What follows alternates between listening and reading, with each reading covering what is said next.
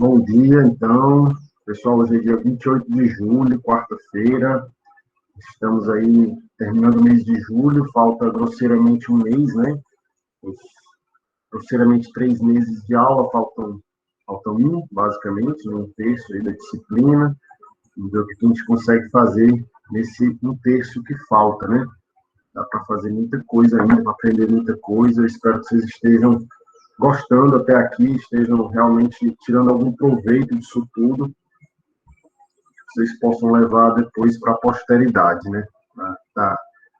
Ou para a carreira pessoal, profissional ou pessoal de vocês. Mas, enfim, eu queria começar mostrando aqui o nosso SIGA-A, né? Só para orientá-los, certo? Nós estamos aqui na unidade 4.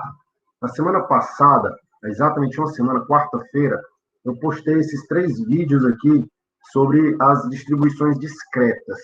Vou já falar um pouquinho melhor, né, o que são essas distribuições discretas, né? Por que eu estava chamando de variáveis discretas, variáveis aleatórias discretas, e agora tem essas distribuições discretas, qual é a diferença disso aí? Mas a ideia era que vocês assistissem, não sei se tiveram tempo, né, de assistir esses 3 vídeos, para que a gente pudesse trabalhar na segunda-feira. Na segunda-feira acabou que não deu certo, porque eu não tinha passado ainda o TD e deixei, então, o espaço ali, o tempo livre para vocês fazerem o TD. Então, hoje nós vamos trabalhar nesse material aqui, e a tarefa de casa que eu iria passar para esse assunto, tá? Eu acabei passando hoje. Eu abri agora antes de começar a aula, eu coloquei essa tarefa aqui. Vejam que eu coloquei com o dia 28, que é hoje, né, e não o dia 21, tá? Porque eu acho que não faz mais sentido. 21 já passou, semana passada, eu vou dar essa presença aí para todo mundo, certo? E essa atividade fica valendo para a aula de hoje, tá? Fiz de conta que não teve chamada no dia 28, no dia 21, e essa fica sendo a atividade. Vocês, como sempre, né, repito, mas eu acho que vocês já sabem, essas atividades são apenas para aqueles que, eventualmente, estão assistindo essa aula gravada, tá? Ou para vocês todos que queiram exercitar, né, e ver como é que estão, enfim, avaliar um pouquinho aí como é que está o aprendizado. Mas é obrigatório mesmo, diria, só para quem está assistindo a aula gravada, né, que não vai colocar o nome no formulário de presença que eu vou passar daqui a pouco, tá bom? Então, em relação à aula da quarta-feira passada, fiquem tranquilos. Porém, eu, como sempre, sugiro que assistam os vídeos, caso não tenham assistido ainda, porque hoje eu vou passar sobre todo o material desse vídeo de uma forma um pouco rápida, focando mais nos exercícios, né? E é o que efetivamente a gente tem que ver se está sabendo fazer, tá bom? Claro que se tiver alguma dúvida ainda em relação ao TD, né, em relação à matéria anterior, vocês podem ficar à vontade para perguntar também, certo? Então, vamos lá, né? Distribuições discretas. Eu passei essa atividade aqui, certo? Tá escrito dia 21 aqui, mas agora vocês já sabem, só o avião passar aqui.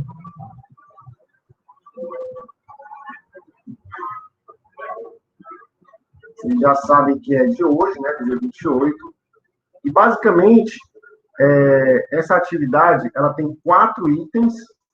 Em cada item, ele coloca uma situação, ele define uma variável aleatória e ele pede para você escrever o nome da distribuição. Depois, você precisa escrever a função de probabilidade e calcular a média e variância de cada uma dessas 4 variáveis aleatórias. Tá certo? Então, vamos lá.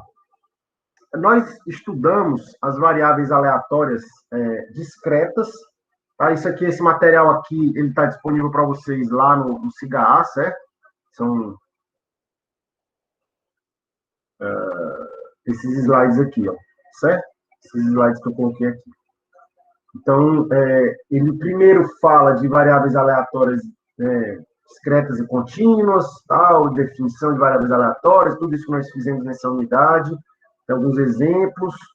Depois a gente fala da função de probabilidade, né, que é aquela função que indica para cada valor da variável qual é a sua probabilidade, certo? A gente aprendeu a trabalhar com as variáveis discretas de duas formas.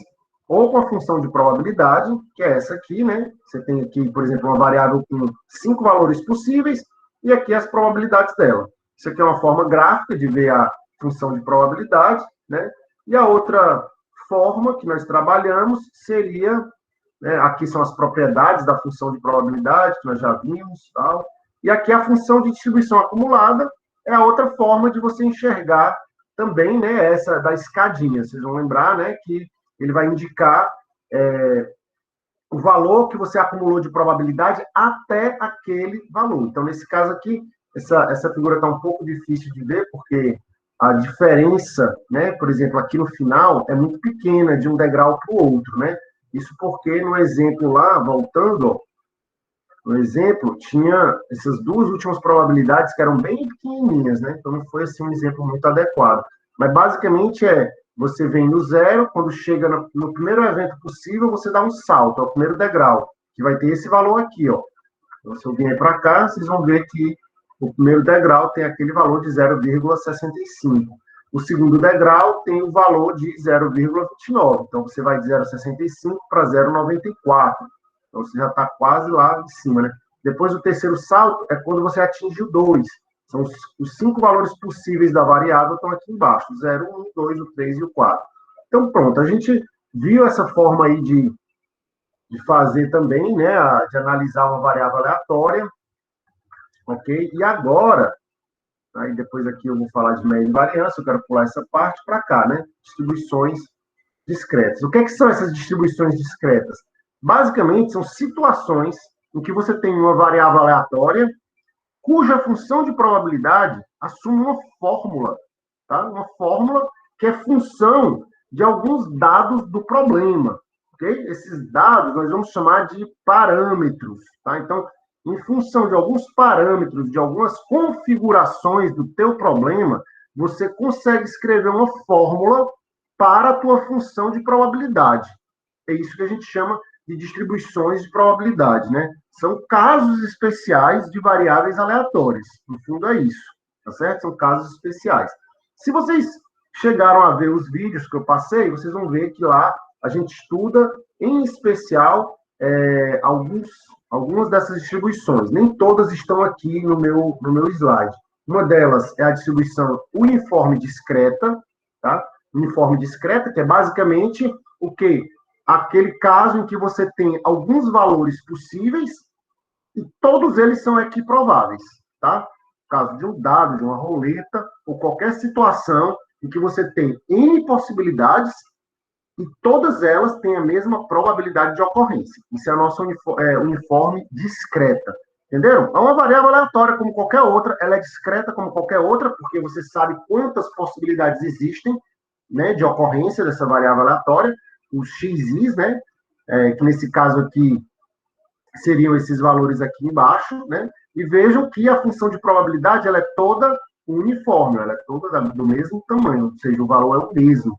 Então, se eu tenho 4 possibilidades, eu tenho 25% para cada possibilidade. Se eu tenho 5 valores possíveis, eu tenho 20% para cada de chance para cada valor, né? Se eu tenho aí um dado, por exemplo, eu tenho um sexto de probabilidade. Então, isso é uma variável aleatória discreta, né, com distribuição uniforme, tá bom? E depois tem mais, aqui eu falo da binomial e falo de Poisson. No meu vídeo, eu acrescentei ainda a geométrica e a binomial negativa, tá? Essas duas não estão aqui no slide, mas estão lá no vídeo. A binomial, a geométrica e a binomial negativa, elas são muito parecidas, elas estão associadas a isso aqui, que eu chamei de experimentos de Bernoulli. Cadê? Aqui em cima. Então, o que é um experimento de Bernoulli? É uma situação em que você só tem duas coisas que podem acontecer, né? Duas situações, ou a gente chama de um problema dicotômico, ou seja, ou é sim ou é não, né? Vou até colocar aqui no quadro, não está dando para escrever aqui. Vocês estão vendo aqui? Está dando para enxergar direitinho? Normalmente, deixa eu ver aqui, o chat. Normalmente, gente, a gente tem. Vocês estão vendo aqui, né? Está dando para acompanhar, né? Ó, vamos lá, um espaço amostral, certo? Espaço amostral. Então, aqui, todos os resultados possíveis e imagináveis estão nesse retângulo aqui. Aqui tem uma situação específica, né? Alguns resultados aqui que podem ocorrer, que eu vou chamar de evento A, certo? Esse evento, como é o evento que eu estou olhando, que eu tenho interesse em saber, em estudá-lo, certo? Saber se ele está ocorrendo muito ou pouco. Então, eu vou chamar esse evento de sucesso. Sucesso. Não é que seja uma coisa boa, não, tá? É simplesmente que é um evento de interesse. Então, esse evento ele tem uma certa probabilidade que a gente vai chamar de P. Obviamente que esse P é a probabilidade do evento A ocorrer, tá certo? E também eu posso dizer que o complemento disso seria o não sucesso, né? Quando é que ele ocorre? É quando o A complementar ocorre, né? Ou seja, quando não ocorre o evento A. Então, a probabilidade, às vezes a gente chama de Q isso, mas no fundo esse Q é o quê? É o complemento de P, é 1 menos P, né? Que seria a probabilidade do meu evento A complementar, certo? Isso aqui, gente, é o que a gente chama de experimento de Bernoulli,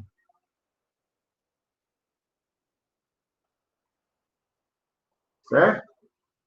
Então, imagina que você pode repetir esse experimento sucessivamente e de forma independente, tá? Repetições, repetições sucessivas independentes.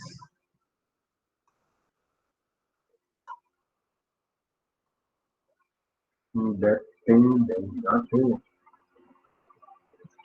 Pronto. Alguém dá um exemplo de uma situação assim que você pode repetir sucessivamente? Eu começo. A mais simples, que é para não deixar para vocês. Jogar um dado na mesa. Qual é o meu evento A? Sei não, pode ser tirar um 6.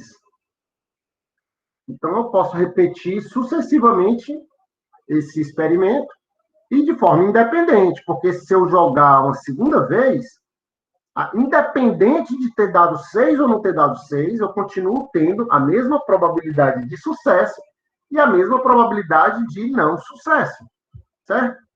Então, quando eu jogo um dado na mesa, eu posso estar interessado em vários eventos. Por exemplo, o número 6. Por exemplo, se deu par. Por exemplo, se deu um número menor do que 3, né? Então, tem vários eventos que eu poderia definir como meu evento de interesse. Alguém diz outro. Cara ou coroa. Muito bem, cara ou coroa. Pegar uma carta no baralho e depois devolver. Isso mesmo. O teu evento de interesse poderia ser o quê? Tirar uma figura, por exemplo, né? No baralho você tem as figuras e tem os números.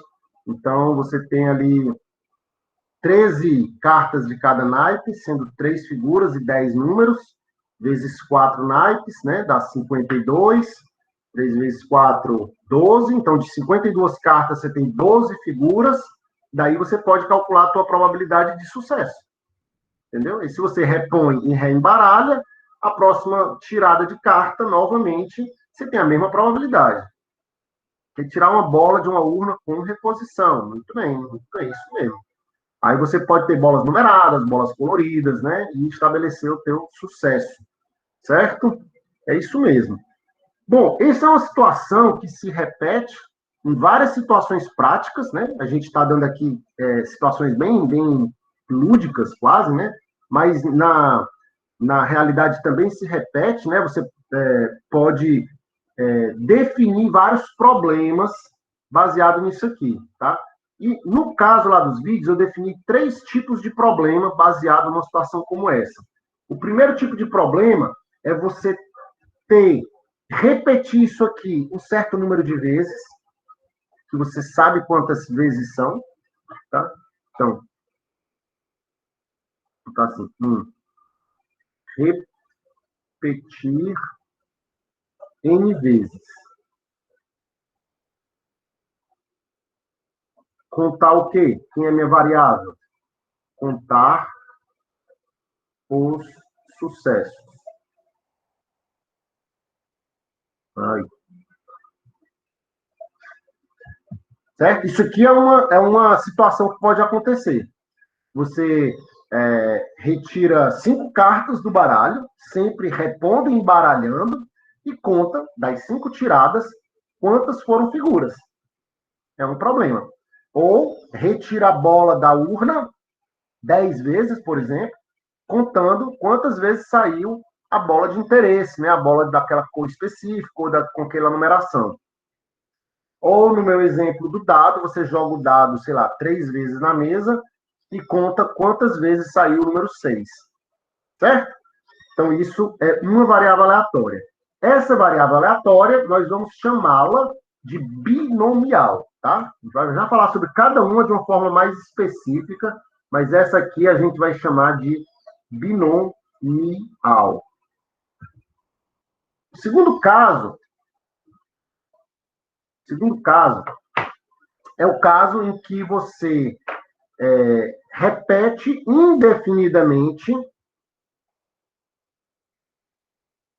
até o primeiro sucesso. E conta o quê? Agora você não conta mais os sucessos que você parou no primeiro sucesso, então você conta as repetições. Contar as repetições.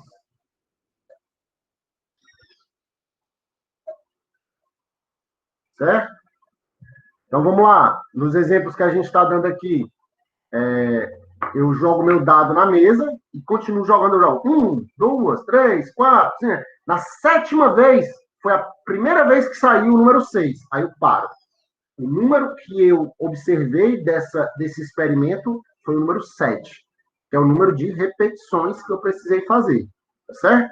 Minha variável aleatória vale 7. Oh, meu Deus. Porcaria. Aí. Caiu a lente de contato, ó. Ei, negada, vou dar uma pausa aqui para eu colocar, que não tem condição de eu ficar cego, não. Só um minutinho. Um minuto não, uns 3, eu volto já.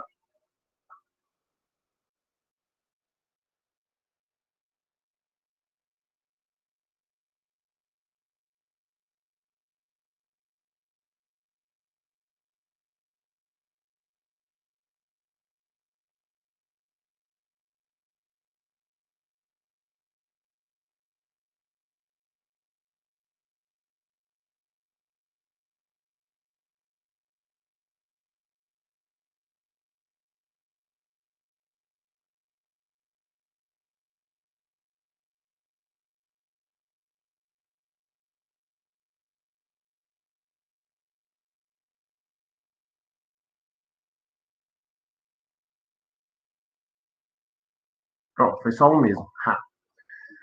A gente está em casa, né? Bastante bota. O dado está viciado só porque eu joguei 7 vezes? Não, não está viciado, não. Às vezes você demora muito mais do que 7 vezes para tirar um 6, macho. É doido, né?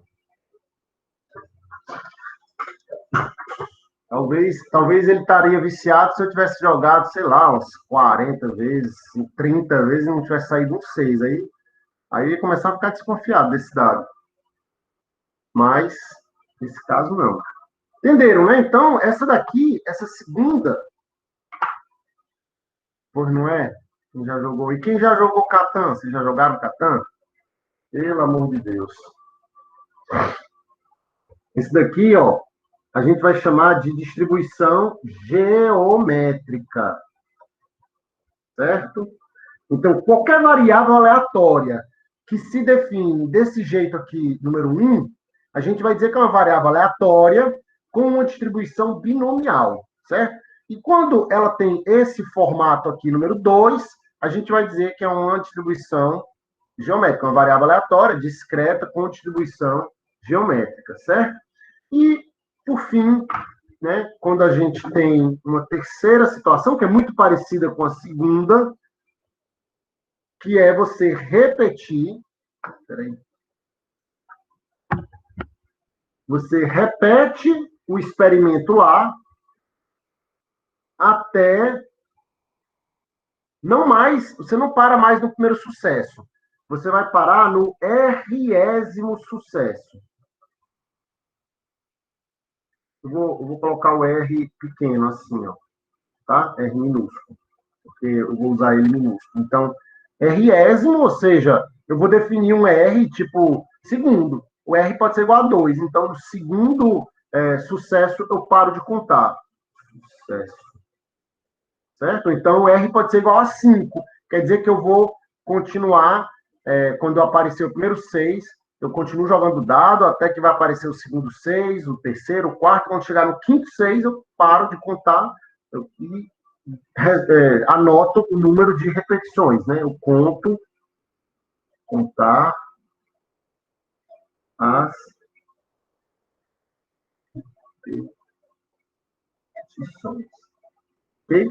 Então, essas três configurações, elas se baseiam nessa situação que eu coloquei, né, do experimento de Bernoulli. A primeira é uma distribuição binomial, a segunda uma geométrica, e essa terceira a gente vai chamar de binomial negativa. Por que binomial negativa? Exatamente porque, se você prestar bem atenção, ela é o inverso do primeiro caso. No primeiro caso, eu já sei o número de vezes que eu vou repetir o lance, né, o experimento. E o que é aleatório para mim? O que é desconhecido? É o número de sucessos que vão aparecer nessas N repetições, certo? Aqui é o contrário, né? Eu defino o número de sucessos, eu fixo e repito até que aconteça esse número de sucessos. Então, o que é aleatório, o que é desconhecido, são as repetições, tá certo? Então, elas são invertidas. Por isso que já que essa se chamava binomial, essa aqui vai se chamar binomial negativa. Beleza? Bom, fora essas três distribuições, tem a uniforme, que eu já mostrei, que eu já falei rapidamente sobre ela, né? Que é quando todos têm a mesma probabilidade. E tem uma quinta, que é a distribuição de Poisson, certo? Distribuição de Poisson, que é basicamente uma binomial, quando o N é muito grande, o número de repetições é imenso, e a chance de acontecer um sucesso é bem pequenininha, tá? Então, quando isso acontece, vocês vão ver que a equaçãozinha, a fórmula da binomial, ela vai envolver um fatorial, né? Ela tem lá já mostrar as fórmulas para vocês, mas ela vai envolver um fatorial. E aí, um número n muito grande com fatorial se torna complicado de calcular. Então, a gente faz uma operação matemática para aproximar essa função da binomial para esse caso, em que o n é muito grande, o p é muito pequeno, tá? E aí a gente acha uma nova fórmula e a gente chama essa nova distribuição de Poisson, tá bom? Vamos trabalhar com cada uma delas, bonitinho, fazendo exercícios e tentando aprender a usar as fórmulas, tá? As fórmulas não é o mais importante, porque, claro que com o passar do tempo e o uso é legal, é importante até, diria, que vocês memorizem um pouco das fórmulas, né? Mas vocês sempre vão ter à disposição aí a internet, os livros, os computadores.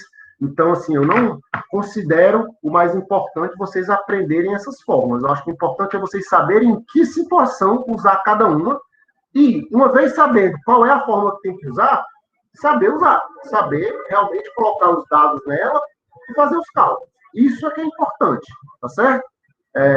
Decorar propriamente dita a fórmula não é o mais importante, não. Tá? Inclusive, vou até ver se eu acho aqui. Só um minutinho.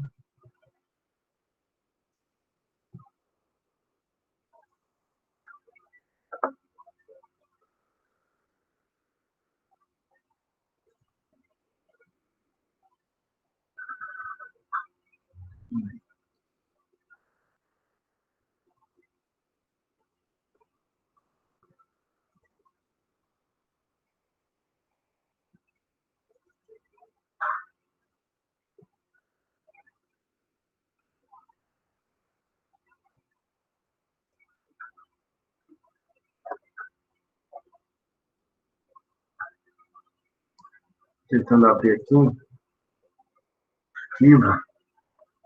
Pronto. Esse arquivo que está aí na tela. Ai, não, não é isso, não. Deixa, deixa.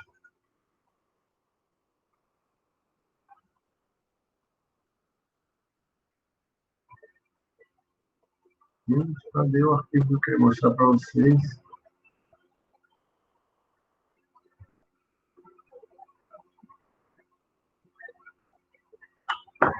Esse que está aqui no SIGA A. Aqui, ó, esse aqui, galera. Deixa eu clicar aqui, pronto. Abrir. Ele está aqui no SIGA A. Eu queria mostrar, eu estava procurando aqui no meu computador, mas está mais fácil aqui no SIGA A. Eu coloquei um resumo, tá, de toda a unidade, com as fórmulas. Então, quando vocês forem fazer alguma atividade, aqui tem, ó, parte de valor médio e variância, né? As propriedades, né? Que inclusive foi explorado isso aqui no TD4, né? E aqui você tem as distribuições que eu acabei de mostrar para vocês, tá? Ó, no caso da distribuição uniforme, como ela é equiprovável, né? O que é a distribuição uniforme? É um problema em que você tem N valores possíveis que podem ocorrer e cada um tem probabilidade igual. Como são N, então a probabilidade é 1 sobre N para todo mundo, certo? Então aqui tem a função de probabilidade da distribuição uniforme, no caso discreto. E aqui vocês vão ver as fórmulas para calcular valor médio e variância para esse caso específico, beleza? O que é que vocês têm que ter em mente? Veja só.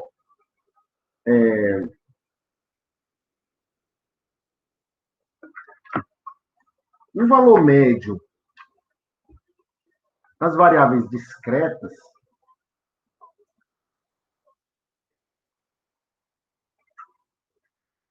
a gente aprendeu que a gente calcula usando o operador esperança, né?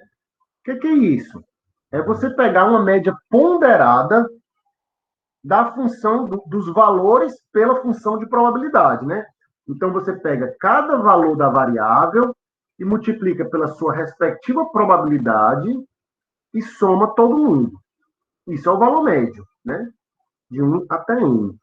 Agora, se liga que nas distribuições que a gente está estudando, esse carinha aqui, esse P de xi, ele tem um formato conhecido, ele tem uma fórmula conhecida, certo? Então, isso aqui que vocês estão vendo, isso vale para qualquer variável aleatória discreta, certo? Qualquer variável aleatória discreta, o valor médio pode ser calculado dessa forma. Porém, nos casos que nós estamos vendo, você pode substituir esse P de xi pela fórmula em questão e você vai achar uma expressão fechadinha, bonitinha, já mais simples para ser usada naquele caso específico, certo? Que geralmente vai te dar muito mais trabalho usar isso aqui do que usar a fórmula específica daquele caso. Então, por exemplo, se eu vier aqui nessa fórmula, certo? Substituir P de xi por 1 sobre n, tá vendo? Ó, P de xi é 1 sobre n. Quando a variável for o quê? Uniforme.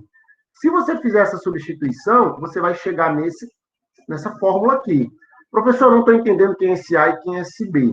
É que assim, na distribuição uniforme, os teus valores, eles assumem N resultados diferentes. Né? Os teus resultados assumem N valores diferentes.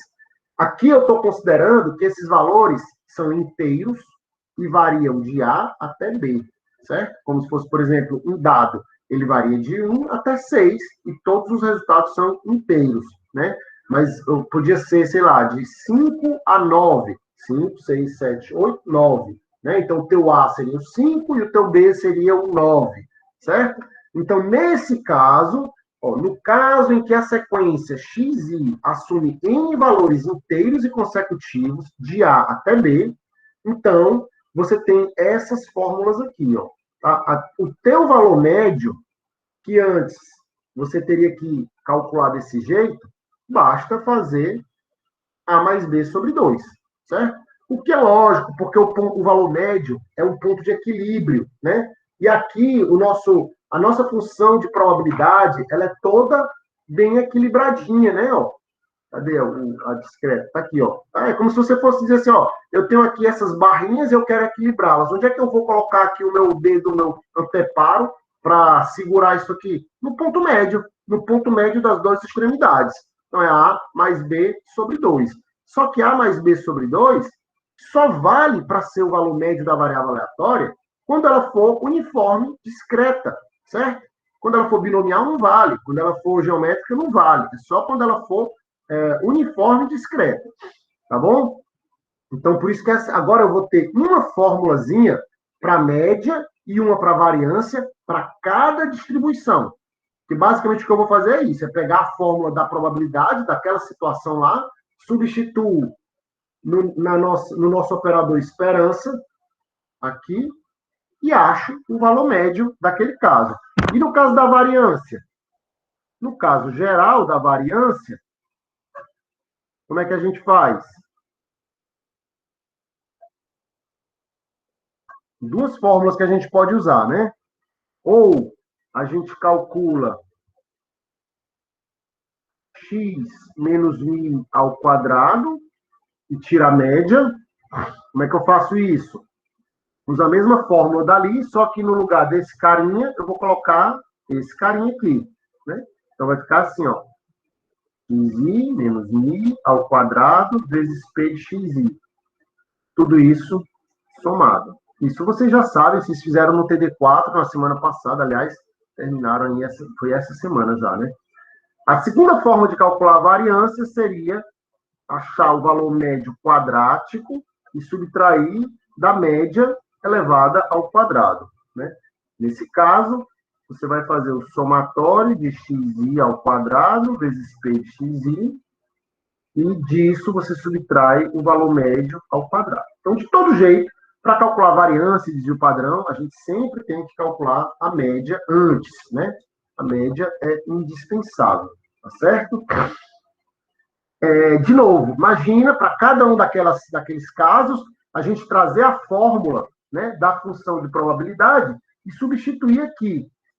A gente ia ter muito trabalho. É mais fácil a gente usar a formulazinha que já é específica de cada caso, tá bom? E eu falo de cada caso desses lá nos meus vídeos, então se vocês tiverem dúvidas, vejam, né? Tirem as dúvidas lá. Mas aqui nesse resumo, tá, ó, vocês vão ter aqui a distribuição binomial. Lembra? Vou voltar aqui o papel. O que é a binomial? Eu vou repetir o experimento N vezes e contar os sucessos. Certo? Caso mais realista disso aí, eu posso ser um vendedor de material elétrico, por exemplo, e eu tenho caixas de LEDs. Cada caixa tem 20 LEDs, certo? Só que eles foram dispostos ali de forma aleatória, né? Eles saíram de fábrica e foram colocados na caixa. Eu posso considerar como se, ao preencher a caixa, eu estou sorteando N LEDs para colocar naquela caixa. Entenderam? Então, eu repeti o sorteio N vezes. Existe uma certa probabilidade de eu pegar um LED queimado, sei lá, defeituoso, ou um LED ok.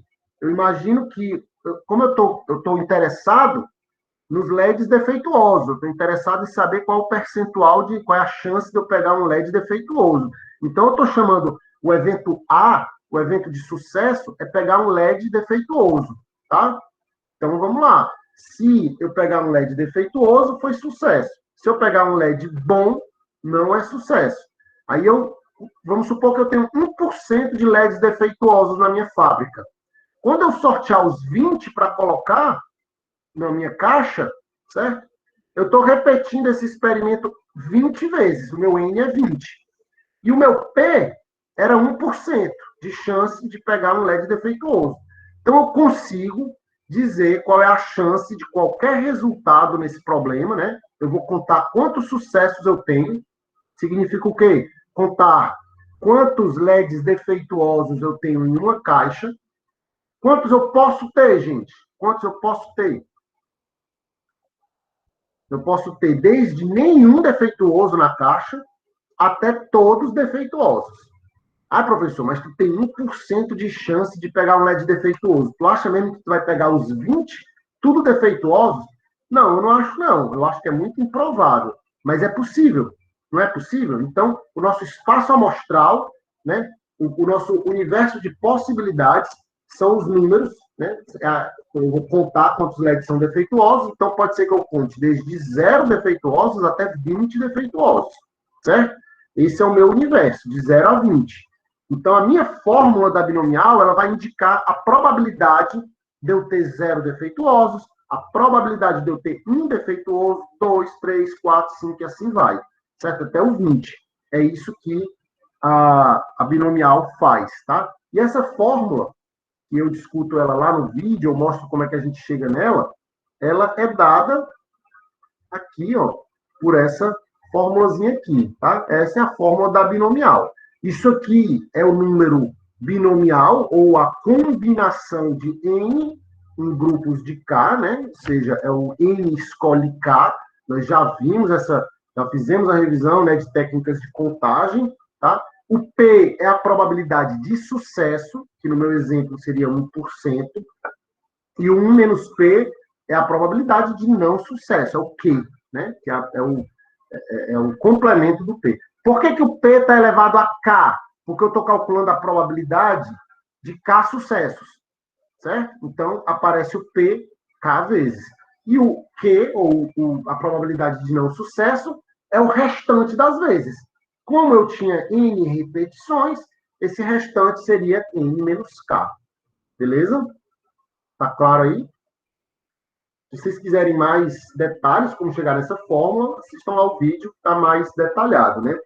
Aqui eu tenho um exemplo que eu vou guardar, talvez eu volte a ele, mas aqui eu tenho a média e a variância da binomial, que são bastante intuitivas. Isso aqui é mais tentando fazer uma justificativa matemática, mas a média da binomial basicamente se eu tenho 1% de chance de pegar um LED defeituoso, e se eu sorteei aleatoriamente 20 LEDs, eu vou esperar, na média, 1% dos 20 defeituosos, entenderam? Então, vai ficar P vezes N, tantos por cento do total de vezes que eu repeti. Se eu tenho chance de tirar um 6 no dado, né, que essa chance é de 1/6, certo? E se eu jogo o meu dado 5 vezes, eu espero tirar 1/6 dessas 5 vezes, né, de 6, né? Vamos botar, não 5 vezes, vamos botar 6 para facilitar. Eu espero que 1/6 dessas 6 vezes, ou seja, uma vez, saia o meu 6. Entenderam? E a variância, substituindo também na fórmula, a gente consegue mostrar que ela vai ser essa expressão aqui, ó, N vezes P vezes 1 menos P. Isso aqui é a variância. Então, até respondendo aí essa pergunta do Emanuel no chat, né? Essa fórmula aí vale para todos os casos de uniformes discretos? Exatamente. Naquele caso, no caso da uniforme discreta, certo? Isso aqui só vale quando eu tiver números consecutivos, certo? Números consecutivos inteiros, beleza? Números inteiros. Você falou de PA, né, de progressão aritmética. Vale também no caso de uma progressão aritmética, ou seja, os números consecutivos eles são uma progressão aritmética, né, com razão igual a 1. Né? Nesse caso aqui, se a razão for diferente de 1, também vale. Mas da variância, eu tenho quase certeza que não vale, certo? Tenho quase certeza que ela só vale para números consecutivos, isso daqui. Você teria que aplicar realmente os seus números na fórmula. Então, a gente vai trabalhar frequentemente, no caso da uniforme discreta, com números consecutivos inteiros, tá? Que aí a gente cai nessas duas fórmulas. Já essas duas fórmulas aqui, só valem para binomial. Qualquer binomial, certo? De Poisson não está aqui, mas está aqui no resumo. Ó, a geométrica, tá? As fórmulas da geométrica. Vou deixar para usar nos exercícios que a gente vai já fazer. Binomial negativa, tá aqui as fórmulas, certo? E tinha a hipergeométrica também, que eu não vou falar aqui para vocês não, da hipergeométrica. E Poisson, tá aqui Poisson. Vamos lá, vamos fazer a nossa atividade, para ver se vocês entenderam alguma coisa do que a gente conversou aqui. O primeiro exemplo, para a gente tentar identificar qual das distribuições está aparecendo nesses exemplos aí, certo? Primeiramente, vamos falar só disso, tentar identificar a distribuição. Depois a gente faz essa parte amarela aqui embaixo. Você tem um processo de produção de transdutores de temperatura, né? Tipo sensores de temperatura, tá?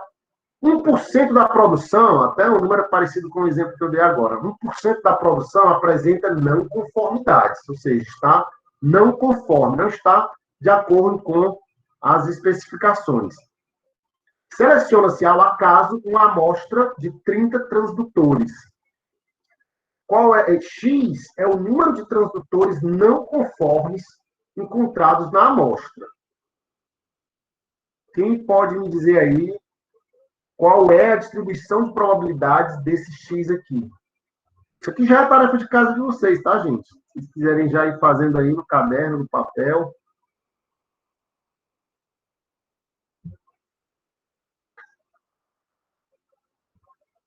Vocês conseguem entender a pergunta?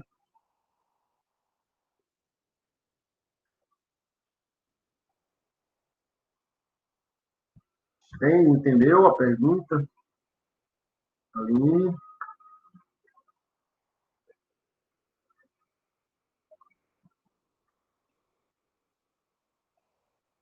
Rapaz. O Paulo Vitor respondeu aí, mas queria primeiro saber se a galera conseguiu, pelo menos, entender a pergunta. Queria que vocês lessem aí. Quer dar um tempinho aí para vocês lerem os demais com calma. Em cada caso, você tem um problema que se encaixa num daqueles casos que eu coloquei aqui no papel, certo? E aí eu quero que vocês digam em cada caso qual é a distribuição. Yasmin também acha que é binomial. Olha só. Ali, você está sorteando transdutores, né? Você está sorteando esses itens, esses equipamentos, 30 vezes, certo? Então, é como se você estivesse repetindo esse experimento aqui 30 vezes. Cada vez você tem uma chance de pegar um transdutor que está com a não conformidade ou um que está ok, que está dentro dos conformes, né? Tá certo? Então, a gente vai definir o evento não conformidade como sendo o nosso evento A. É o nosso evento sucesso, certo? Qual é a probabilidade de sucesso ali, gente? A probabilidade de sucesso é de 1%. Quantas vezes ele repetiu? 30, certo? E o que é que ele está contando?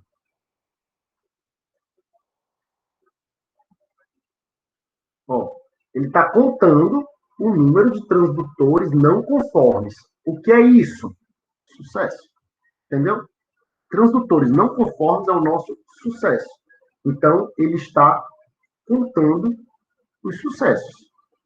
Sacou aí, Stein? É por isso que o pessoal está aí dizendo que é uma binomial, porque isso se encaixa exatamente nessa definição aqui, tá? Você tem um experimento de Bernoulli, que é você selecionar um transdutor e verificar se ele é conforme ou não conforme, e você repete esse experimento 30 vezes e conta quantas vezes acontece o sucesso. Por isso a distribuição é binomial. É um pouco confuso no começo, por isso que a gente tem que repetir alguns exercícios para ir identificando essas situações no exercício. Tá? Vamos ver o segundo. Agora, eu tenho uma operação de enchimento de embalagens de detergente. Eu vou encher embalagens de detergente. Ele está dizendo aqui para mim que 5% das embalagens não são completamente cheias.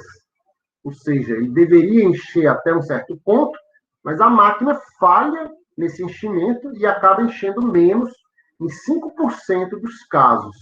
Beleza? Verificam-se embalagens aleatoriamente até que sejam detectadas 4 embalagens que não estejam completamente cheias. O que é que eu vou contar? O que é que eu vou observar nesse experimento? Minha variável aleatória x é o número de embalagens verificadas até o momento em que eu parei a contagem. Aí o Emanuel e a Genima estão achando que é binomial negativa. Quem mais acha isso? Quem não acha? Quem discorda?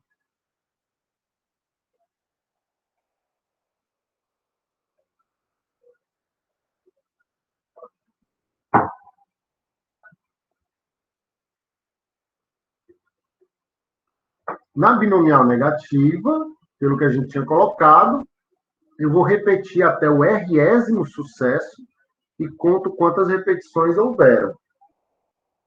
Então, nesse caso, eu estou pegando embalagens aleatoriamente, que significa repetir o experimento, né?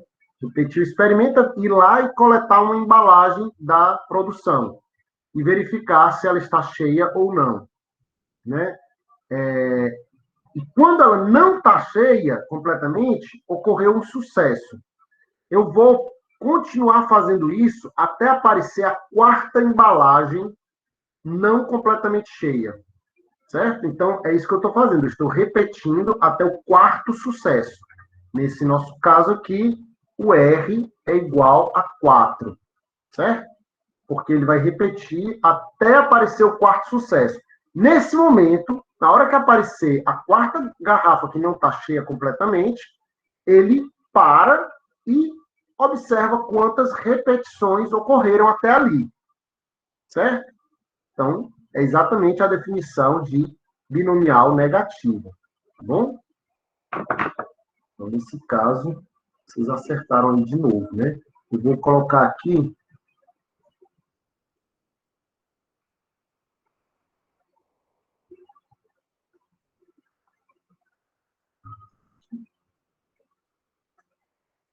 aqui a gente tem uma binomial e aqui uma binomial negativa.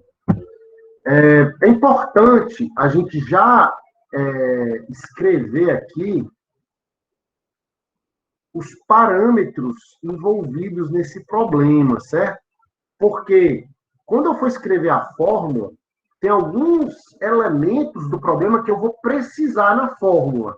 Nesse caso aqui da binomial negativa, quais são os elementos importantes? É o meu P, que era a probabilidade de sucesso, né?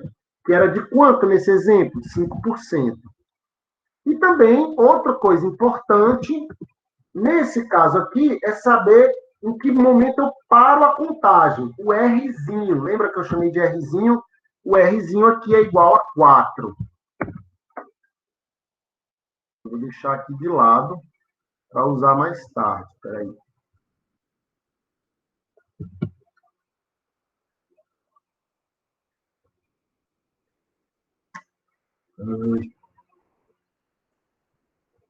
Pronto.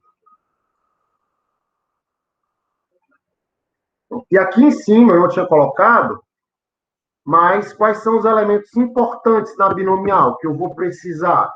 Ele diz aqui que 1% da produção tinha não conformidades. Isso aqui é um sucesso, né? Chance de encontrar um item fora da conformidade. Então, 1% era a minha probabilidade de sucesso. E outro dado importante nessa questão é que eu peguei uma amostra de 30 transdutores. É o número de vezes que eu estou repetindo o meu experimento de Bernoulli, certo? Então, é o meu N. Nesse caso, ele é igual a 30. Beleza? Então, é importante não só... Essa parte aqui ele não está pedindo aí na questão, tá? Ele está pedindo apenas o nome da distribuição. Mas eu estou logo escrevendo, porque nós vamos precisar mais na frente, tá? Vamos para o item C. No item C, diz que 1/4 dos produtos de uma loja são rotulados com códigos de 3 letras. 25% são rotulados com código de 4 letras, outros 25% com código de 5 letras, e o restante é rotulado com código de 6 letras. Quem é a minha variável aleatória X? É o número de letras do código do produto. Você seleciona aleatoriamente um produto, verifica quantas letras tem no código, e isso é a tua variável aleatória. Vocês acham que essa variável é de que tipo?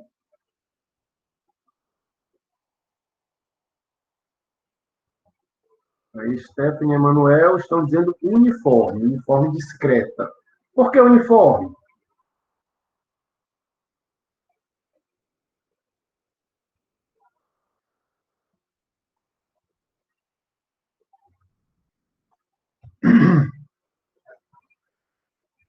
Porque, não só porque é 25% para cada, mas porque você tem um certo número de resultados possíveis e todos têm a mesma probabilidade, né? Que no caso é 25%, porque são 4 resultados possíveis, então você tem um quarto, né? O X aqui, o número de letras do código, só existem 4 possibilidades. Esse código pode ser de 3, de 4, de 5 ou de 6 letras, né? 3, 4, 5, 6.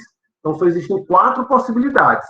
E cada possibilidade tem 25%, que é um quarto. Né? Então, ele coloca aqui no texto de um jeito assim, que, né, faz parecer, se você não prestar muita atenção, de repente até parece que essas probabilidades são diferentes, mas, na verdade, um quarto, né, é 25%, aí depois aparece 25 aqui e 25 aqui, somando esses 3, 25% já dá 75%, então o restante, os códigos de 6 letras, são os outros 25% que faltam, tá certo? Portanto, nós temos aqui uma distribuição uniforme, uniforme discreta, onde o meu n é igual a 4, né? Então, 4 valores possíveis, tá? E a última, em uma linha de produção, milhares de pastilhas de silício idênticas são produzidas de forma independente. Então, você está produzindo pastilhas e essa palavra independente, ela vem para dar o caráter de uma repetição sucessiva em que não depende das anteriores. Ou seja, se você tiver uma com problema, que nesse caso aqui o problema é contaminação, né? Olha, 2% das pastilhas apresentam algum tipo de contaminação, certo? Mas, se você sortear uma pastilha e ela vier contaminada ou não contaminada, a chance da próxima ser contaminada ou não contaminada continua sendo a mesma, certo? Não aumenta nem diminui, porque elas são independentes, tá? Então, é só para colocar a gente na situação, no arcabouço aqui que a gente está estudando, certo? Então, aqui a gente já define o nosso sucesso. Sucesso aqui, né? O evento de interesse, de destaque, é quando a pastilha apresenta algum tipo de contaminação. E o P, a probabilidade desse sucesso ocorrer, é 2%. Agora, o que é que ele vai realmente fazer? Ele vai testar as pastilhas, que são selecionadas de forma aleatória, até que se encontre uma com contaminação. Ele vai testando, testando, testando. Quando encontrar, ele para e conta o número de testes realizados. X é o número de testes realizados. Que tipo de distribuição é essa? Bem, estou gostando aí da galera participando. Nem todo mundo está participando. Queria ver uma participação maior de vocês aí, tá? Sei que é muito fácil vocês se distraírem aí do lado de lá, gente. Então, se vocês puderem participar, ajuda a focar, se concentrar mais, né? Mas é exatamente isso, né? Eu vou repetir até o primeiro sucesso, até sair a primeira pastilha com contaminação. Aí eu paro e conto as repetições, né? E então a geométrica. Tudo bem, Stênio, tranquilo, viu? Tenta fazer aí o que der para fazer no seu cantinho aí. Se tiver alguma dúvida, depois você assiste a gravação, tá? Que é isso, homem. Vamos continuando aqui. Então, sair de coisa. Aqui nós temos uma distribuição geométrica, onde o que é importante para mim? É a probabilidade de sucesso, 2%. Basta eu saber isso, certo? No caso da geométrica, se você me disser o P, eu digo a probabilidade, né, de que o sucesso ocorra na primeira, na segunda, na terceira, na décima, na milésima, certo? Vez. Então, com a geométrica, basta a gente saber. O único parâmetro importante aqui é Pzinho pequeno. É a probabilidade de sucesso. Beleza? Tá claro aí? Próxima etapa, aqui a única que não foi contemplada nesse exercício é a distribuição de Poisson. Então, eu vou fazer o possível para que no final a gente tenha um tempinho para fazer pelo menos um exemplo com a distribuição de Poisson, tá certo? Só lembrando, eu não detalhei as fórmulas aqui, porque estão nos vídeos, a gente ia perder muito tempo para fazer isso aqui. E aí eu peço que vocês vejam caso necessário, tá? Mas o que nós vamos fazer agora é exatamente escrever a função de probabilidade para cada uma dessas variáveis que nós vimos, dos itens A, B, C, D, e calcular a média e variância usando a fórmula específica de cada caso, tá bom? Então, nesse caso, eu vou para o meu papelzinho aqui. Vocês viram que eu saí do quadro e vim para o papel, né? Menos ecológico. É porque o cantinho aqui é mais apertado. Primeiro caso, binomial. Vamos voltar para o item A, então. A gente vai escrever a função de probabilidade e calcular a média e a variância dessa variável x aqui, ó. A média do número de transdutores não conformes na amostra, certo? Nossa variável representa o número de sucessos, o número de condutores com problema na amostra de 30, certo? Como no outro exemplo que eu tinha dado, eu tinha uma caixinha de LED, né? E aí eu queria saber quantos LEDs estavam defeituosos na caixinha. Em média, né? Enfim. Então, vamos escrever a fórmula aqui para o item A.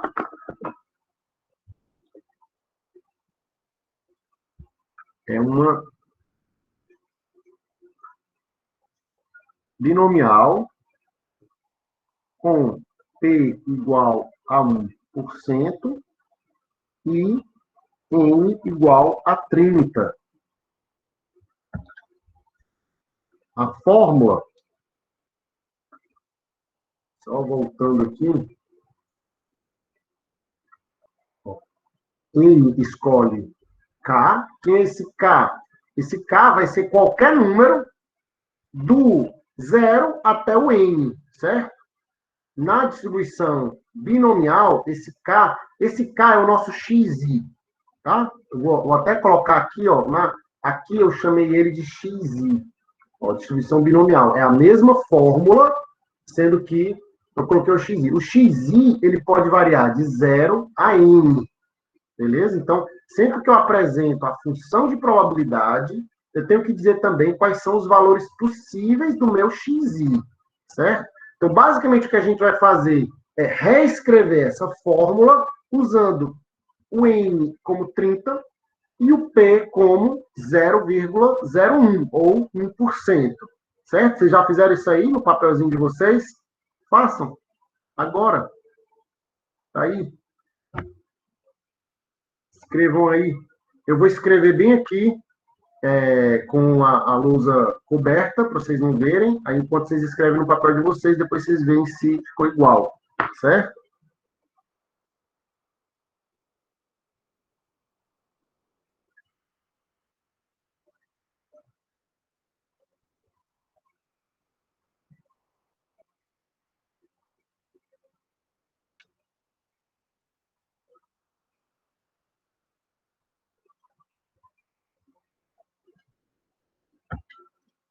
Aproveitem e já calculem o valor médio e a variância.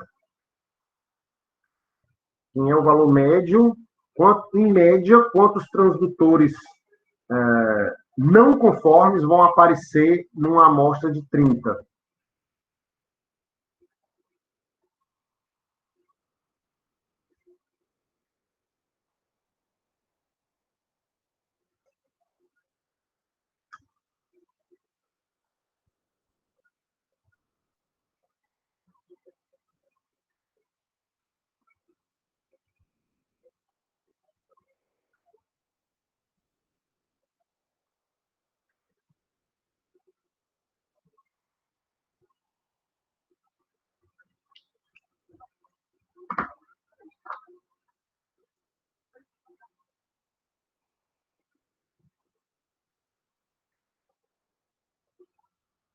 Conseguiram?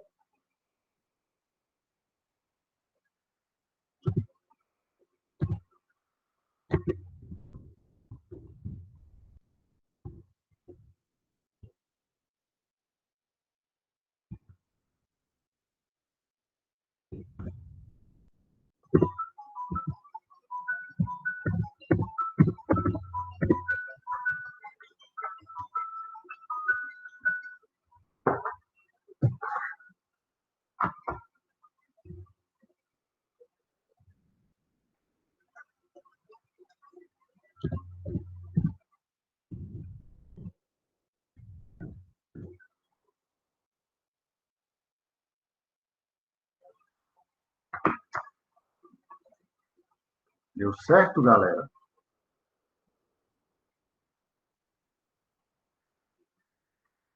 Coloca só no item A.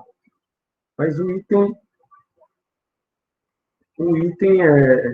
tudo que você precisa saber é isso aqui, ó. 1% e 30, certo? Eu acho mais importante deixar na tela a fórmula, porque o N é 30 e o P é 1%, certo? Eu não sei qual é a ideia de colocar isso aqui na tela, não.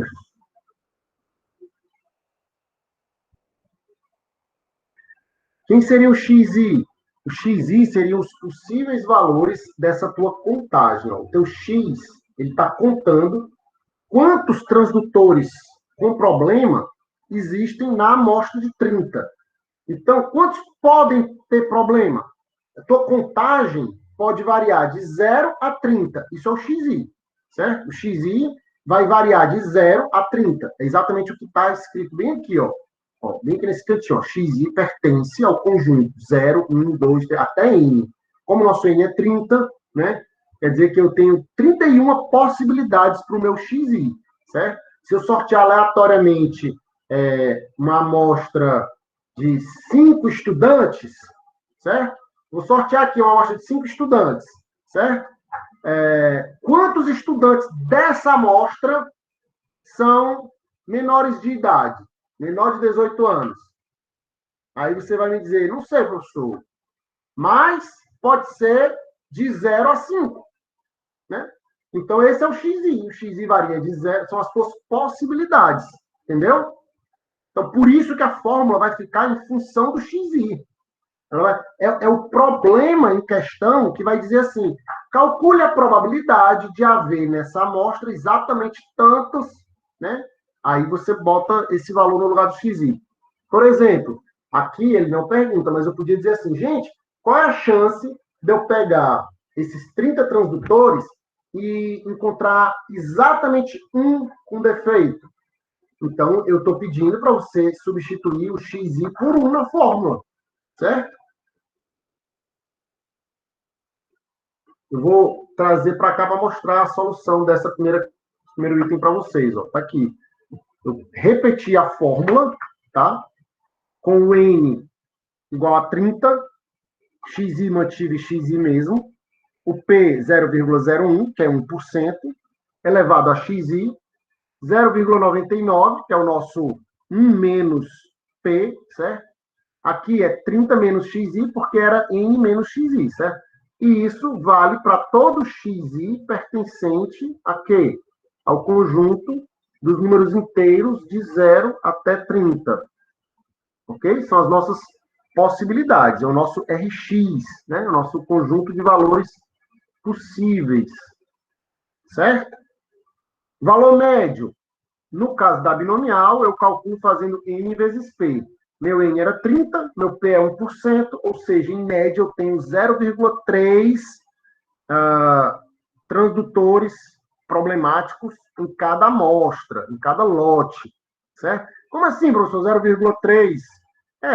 Em média eu não tenho nenhum. Quer dizer que vai ter vários lotes sem nenhum transdutor que apresenta essa não conformidade. Mas de vez em quando vai ter um lote que tem um, que tem dois. Na média, dá 0,3 apenas, tá? O que é que eu posso pensar com isso? Ó? Se eu pegar 10 lotes de 30, multiplique isso aqui por 10. Nos 10 lotes, eu vou achar, em média, 3 transdutores com problema, certo? Isso é uma coisa que eu posso fazer esse raciocínio, tá certo?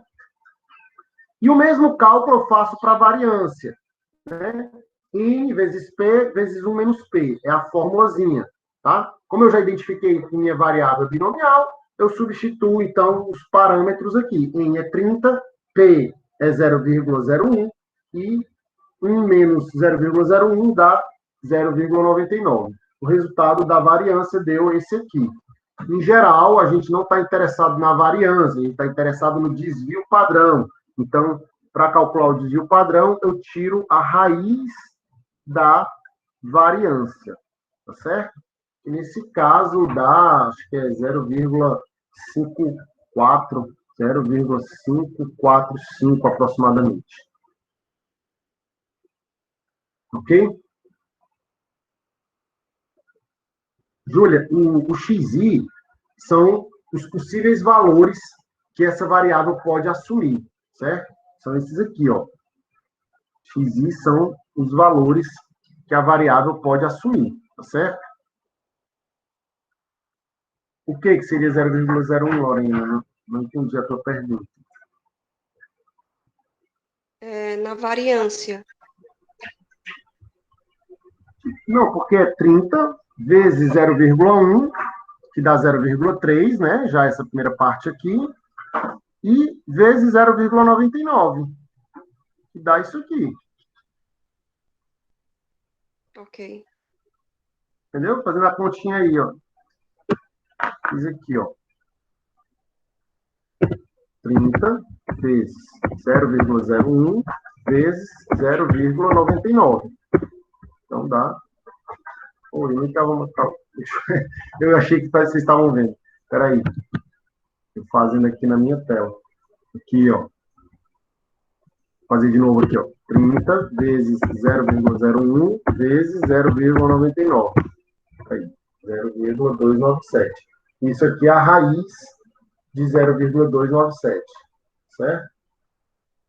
Claro que eu não vou cobrar que vocês façam esses cálculos na mão, não. Viu? Vocês podem fazer na calculadora, no Excel, no computador, como vocês quiserem, certo?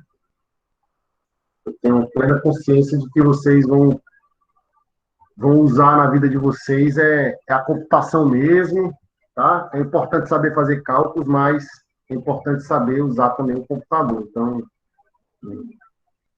cobrar que vocês façam isso na mão, não.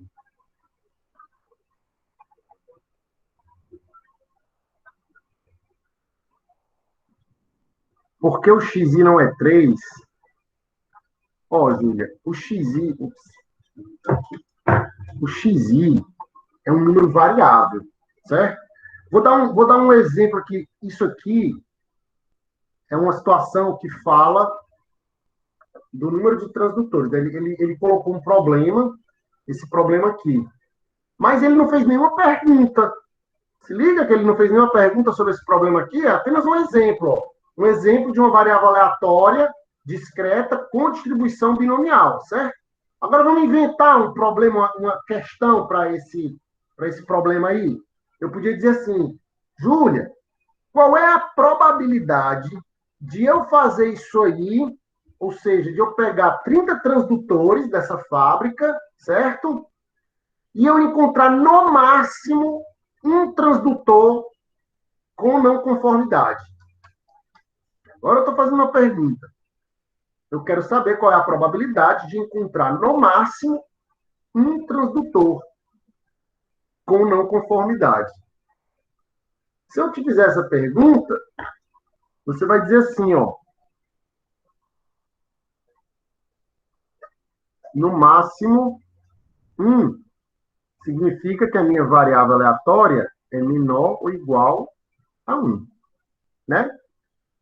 E para ela ser menor ou igual a 1, dentre esses xis possíveis aqui, quantos satisfazem a essa condição? Só um? Isso. 2, o 0 e o 1, né? O 0 e o 1. Certo?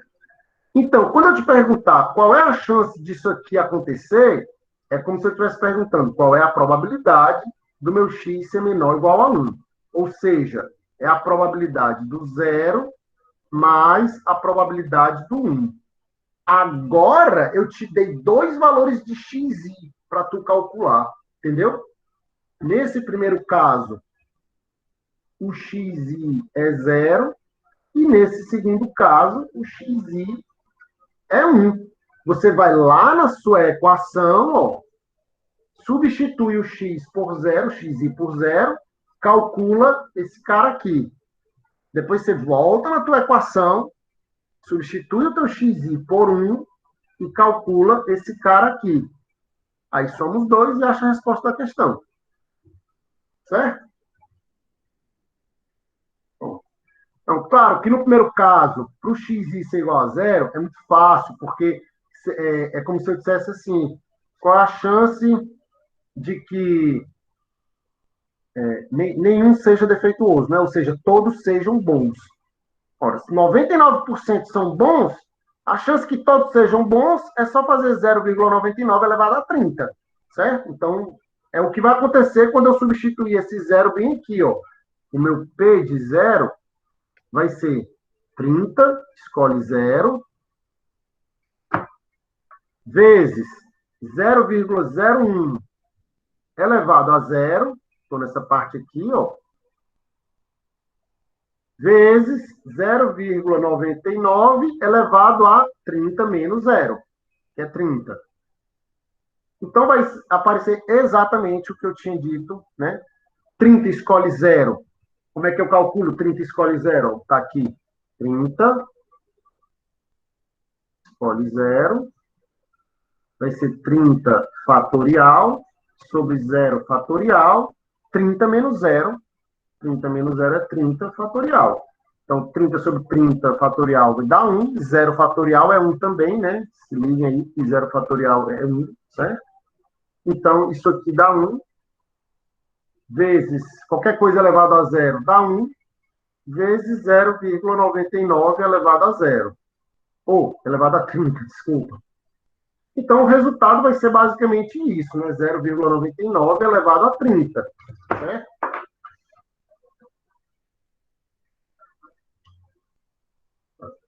Tá? 0,99 elevado a 30.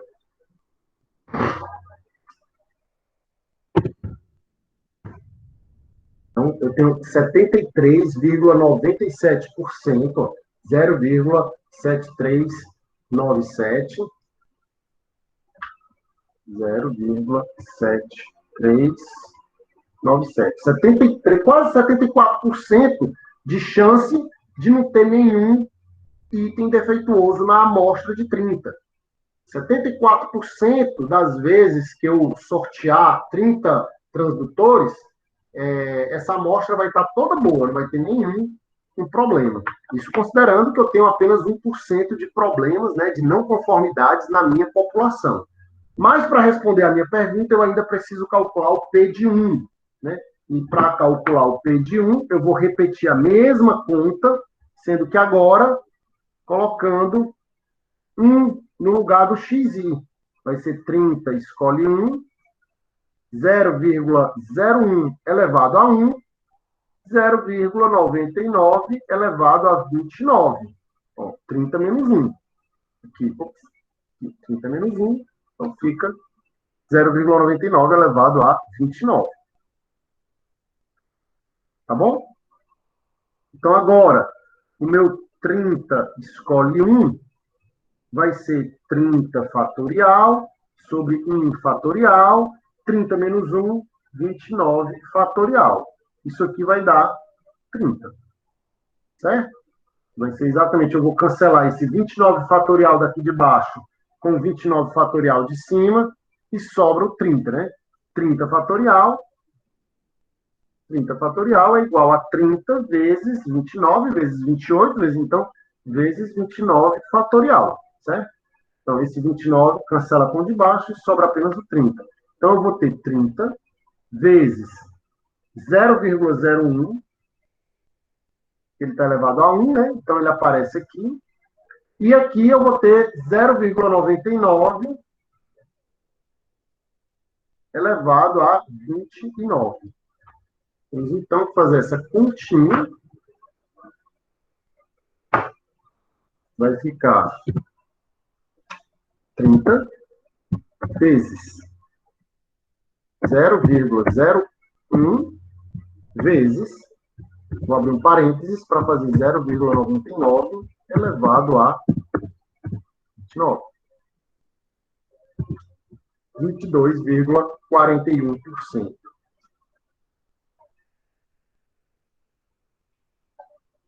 Zero vírgula 2241. Voltando para cá, o que ele queria era que eu somasse as duas coisas, né? Então, eu vou somar esse com esse. 0,96, 9638.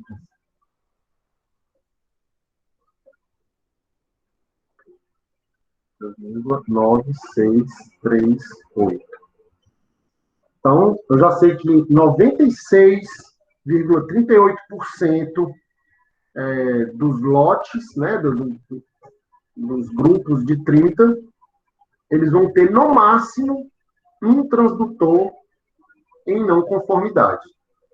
Tá certo? Ficou mais claro aí?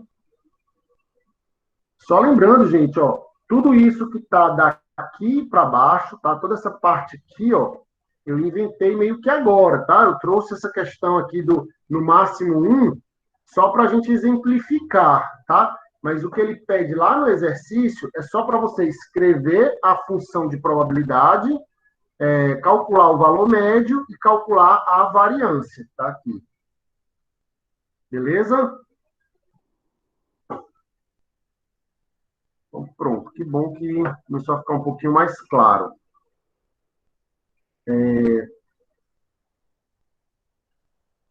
Voltar para cá.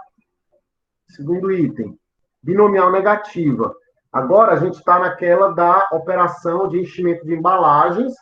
5% das embalagens, elas não são totalmente cheias. É o nosso sucesso, né? P é a probabilidade de sucesso. Então, eu tenho 5% de embalagens que não são totalmente cheias. E eu vou contar quantas embalagens eu preciso ir pegando e testando até encontrar a quarta que não está completamente cheia, tá certo? Isso aqui é uma binomial negativa. Como eu disse, vocês podem consultar aqui as fórmulas, né? Ó, binomial negativa, tá? Lá no vídeo eu explico um pouquinho melhor de onde que surge essas combinatórias aqui, né? Porque quando você tira... Você tem uma sequência, vamos supor que na 10ª embalagem que você testou, já apareceu a quarta, certo?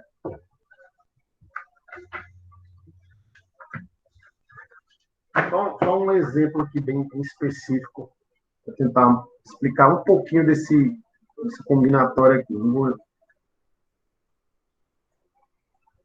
Vamos supor que na 10ª, 2, 3, 4, 5, 6, 7, 8, 9, 10. Bem aqui, você encontrou uma embalagem que não estava totalmente cheia. Mas aqui teve outra, e bem aqui teve outra, certo? Ou seja, a tua sequência foi assim, ó. Tu testou a embalagem, estava boa, ok. Aí pegou uma que não estava totalmente cheia. Aí depois pegou outra ok. Aí pegou a segunda que não estava totalmente cheia. Aí pegou mais uma ok. Aí chegou na terceira. Aí testou mais outra, estava ok. Mais outra estava ok. E aqui, pá, chegou na quarta. Teu R era igual a 4, né? Testou, apareceu a quarta que não estava completamente cheia. Aí tu parou. Aí contei. 1, 2, 3, 4, 5, 6, 7, 8, 9, 10. Meu X foi igual a 10. Meu XI foi igual a 10. Beleza? Mas, isso aqui que vocês estão vendo é uma possibilidade para que o XI ocorra igual a 10, né? Eu poderia ter várias combinações aqui. Esse primeiro XI aqui poderia estar aqui, poderia estar aqui, poderia estar mais lá para frente. Eu podia ter testado as 3 primeiras terem sido todas não completamente cheias, e depois 1, 2, 3, 4, 5, 6, aí pá, ó, 1, 2, 3, 4, 5, 6, 7, 8, 9, 10. No final, a conta é a mesma, o teu resultado ia ser o mesmo, entendeu? O que mais? 1, 2, 3, 4, 5, 6, 7, 8, 9, 10. Poderia ter sido assim, ó. Entendeu? Aqui eu teria outro 10 como resultado. Tem várias situações que podem te levar a parar na 10ª repetição, entendeu? Então é por isso que aparece aquela combinação, porque você tem aqui, ó, até aqui, você tem várias combinações possíveis. A única coisa que está fixa aqui é esse cara aqui, que é a quarta vez que aparece um sucesso. Ele tem que ser a última coisa a acontecer. Mas aqui eu tenho xi menos 1. Ó, meu xi era 10, eu tenho 9. 9 elementos e eu tenho uma combinação de 3 em 3, que é o meu R menos 1. 3 em 3, certo? Só mostrando por que aparece lá na fórmula 1xi menos 1 combinados em R menos 1. Ó. Isso aqui aparece aqui, ó, tá vendo? Aí depois vai aparecer o 1 menos P, quantas vezes? Xi menos R. Primeiro vai aparecer esse P R vezes, né? Esse P, ó, seria 1, 2, 3, ó. 3 sucessos, tá vendo? Então, não, na verdade, 4, né? 1, 2, 3, 4, né? Então, o P aparece R vezes. E o 1, 2, 3, 4, 5, 6 seria o meu não sucesso, que é xi menos R, tá? Eu estou dando uma explicação muito rápida aqui, porque, enfim, eu acho que é interessante também te ver de onde é que veio essa forma, não só aplicar ela cegamente, mas, volto a dizer, não vou cobrar que vocês decorem essas fórmulas, não, tá? Se você preferir, consulta aqui, tá? E usa a fórmula, tá? Então, essa é a função de probabilidade da binomial negativa, ela tem um xi que começa em R. Por que esse xi começa em R, gente? Porque eu não posso ter menos do que R repetições, tá? Então, eu não posso... Se eu quero que apareçam 4 itens com não conformidade, 4 itens, 4 garrafas que não estão cheias completamente, o mínimo que eu preciso testar são 4. Né? No pior dos casos, se eu for muito azarado, as 4 primeiras vão estar logo com problema, entendeu? E aí vai aparecer algo assim, ó. A primeira estava com problema, a segunda também, a terceira também, a quarta também. Acabou. Pronto. Contei quanto? Meu xi aqui foi quanto? 1, 2, 3, 4. Ops. Xi igual a 4. Esse é o menor xi que eu consigo. Porque para encontrar 4 sucessos, eu tenho que testar no mínimo 4 vezes, repetir pelo menos 4 vezes o meu experimento. Se eu quiser que se o meu R for 2, ou seja, eu vou lançar um dado, aqui outro exemplo, né? Eu vou lançar um dado até sair o segundo 6, certo? Então eu tenho uma binomial negativa com R igual a 2, e a probabilidade é a probabilidade de sair um 6, que é um sexto, certo? Então, nesse caso, o meu xi, ele é no mínimo 2, porque eu vou jogar o dado até sair o segundo 6. Se eu jogar o dado só uma vez, nunca vai sair o segundo 6. Eu só joguei uma vez, eu tenho que jogar pelo menos 2 vezes. Então, se eu tiver a sorte de jogar uma vez sair 6, na segunda sair 6 de novo, eu parei minha contagem, meu xi foi igual a 2. Tá? Aí, se o meu xi for igual a 3, aí pode ser que seja assim, ó. Saiu 6, não saiu 6, saiu 6. Ou pode ser que seja assim, ó. Não saiu 6, 6 e 6. Tem diferentes formas de chegar no meu 3, certo? Mas pode ser que seja 4, pode ser que seja 5, etc. Pode ser que nunca saia o segundo 6. Ei, professor, esse dado está viciado. Pode ser. Mas pode ser que nunca saia o segundo 6. Pode ser que, quando eu estiver contando as garrafinhas, eu nunca encontre a quarta com defeito. Então, o meu XI, ele varia de R mais 1, R mais 2, etc., infinitamente. Eu tenho infinitos resultados possíveis na binomial negativa. Beleza? Vamos escrever a fórmula da binomial negativa com os parâmetros do problema. Eu estava aqui enrolando para ver se vocês escreviam logo, certo? Então, basicamente, a gente agora vai escrever aquela fórmula com P igual a 5% e o R igual a 4. Tá? Anotem aí, ó, P igual a 5% e R igual a 4. Anotaram para eu passar para outra? P igual a 5% e R igual a 4. Vocês vão escrever isso daqui nessa fórmula aqui. Bora, valendo. E calcular Mi e Sigma. Vamos ver quem faz mais rápido. Vocês ou eu? Eu não fiz ainda não, viu? Vou fazer agora. Tá valendo, hein?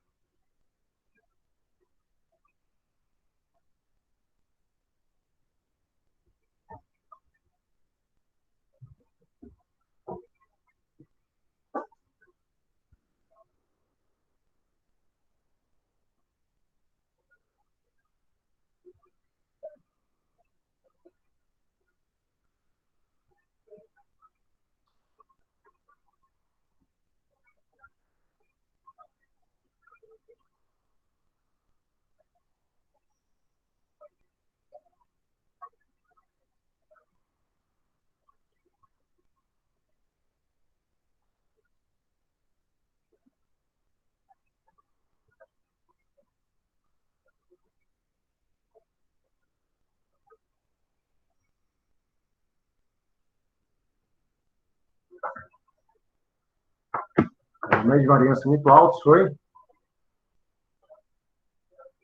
eu ver, esconder aqui de vocês para ver se dá, né?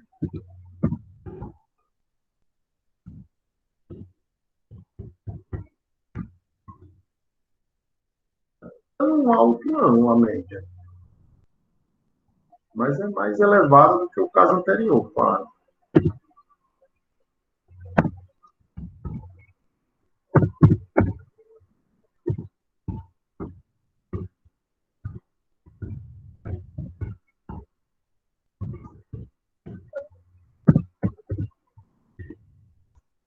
Variância da alta mesmo.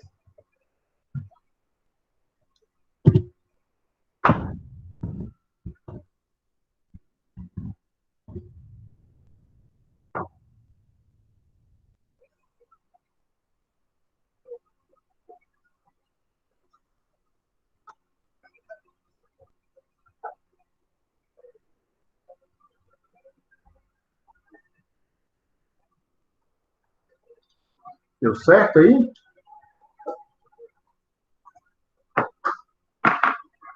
Não. Cada problema é um problema, né? São variáveis aleatórias completamente diferentes. Então, não tem que levar em consideração o caso anterior, não, tá? Vocês conseguiram chegar na equação e no valor médio e na variância? Vamos ver se vocês fizeram desse jeito aqui.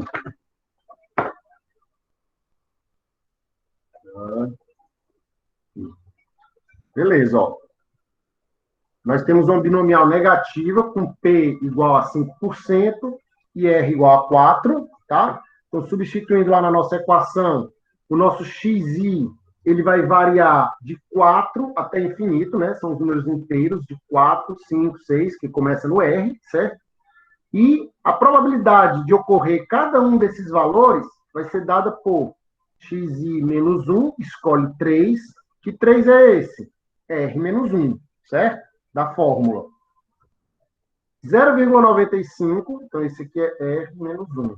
Aqui, isso aqui é 1 menos P. Como P era 5%, eu coloco 0,95, que é 95%. Elevado a xi menos 4, tá? Que era xi menos R, né? E aqui vai ser o P elevado a R. Então, fica 0,05 elevado a 4.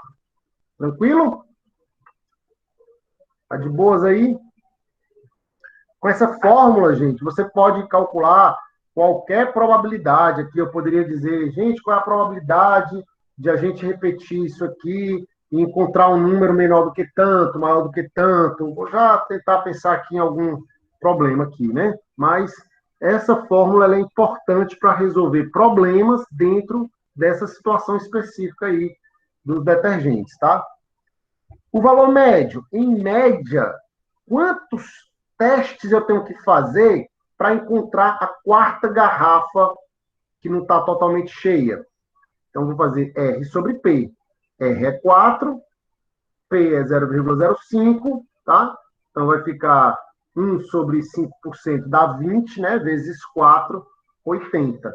Então, em média, eu vou estar testando 80 garrafas para encontrar a quarta problemática. Beleza? E usando a fórmula da variância, agora quero o quê?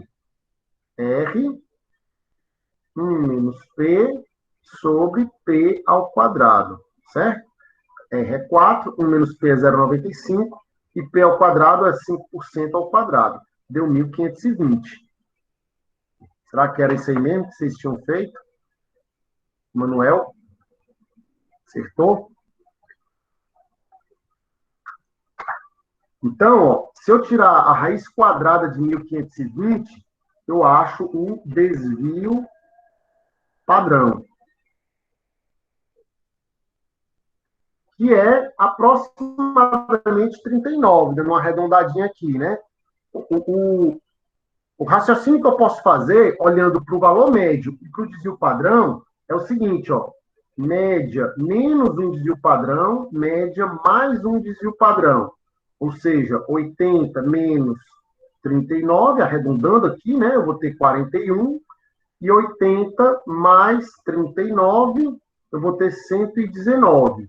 Então, eu diria que a grande maioria dos casos, né, a grande probabilidade de eu me encontrar nesse intervalo aí, o intervalo mais provável, né, de que a contagem esteja, quando fizer os testes até encontrar a quarta garrafa defeituosa, provavelmente eu vou testar um número entre 41 e 119, certo? Essa é a interpretação que a gente pode fazer. Agora, eu podia dizer assim, qual é a chance de eu ter que testar mais de, deixa eu pensar, mais de 6? Qual é a probabilidade de eu ter que testar mais de 6 para encontrar a quarta defeituosa?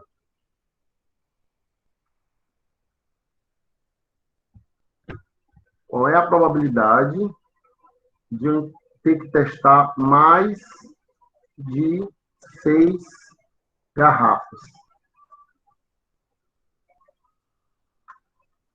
Esse evento, mais de 6, é equivalente a x maior que 6, né? Então, o que ele está perguntando aqui, o que eu estou perguntando aqui é qual é a probabilidade do x ser maior do que 6. Desses aqui, quais são os que são maiores do que 6? Todos, todos. Do 7 até o infinito, certo? Só que é muita coisa, eu não vou calcular todos eles. Os únicos que não satisfazem isso aqui, ó, é o 4, 5 e o 6. São os únicos que são menores ou iguais a 6. Então, eu sei que esse evento aqui, ele é o complementar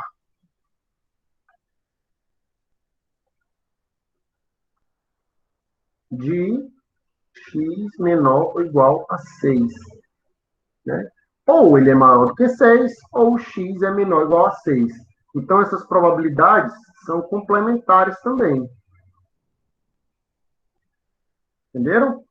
É muito mais fácil eu calcular essa probabilidade aqui, porque só tem 3 elementos que satisfazem x menor ou igual a 6, né? Que seria o 4, o 5 e o 6. Então, essa probabilidade aqui seria a soma do P4, P de 4, mais o P de 5, mais o P de 6. Entenderam?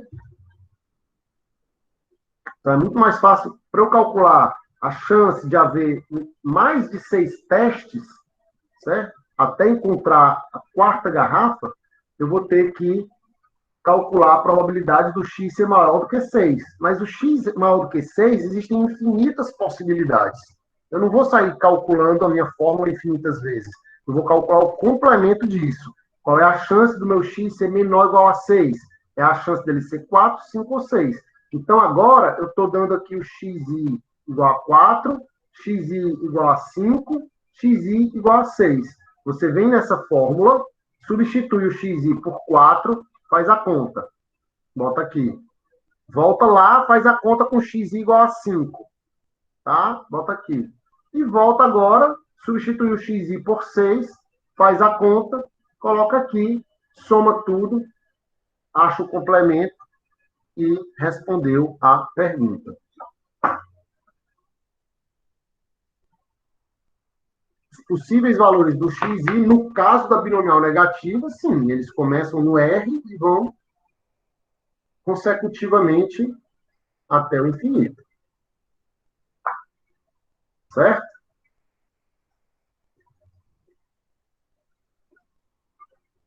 Vamos ver se dá tempo da gente fazer pelo menos a fórmulazinha, o valor médio e a variância dos outros dois exemplos.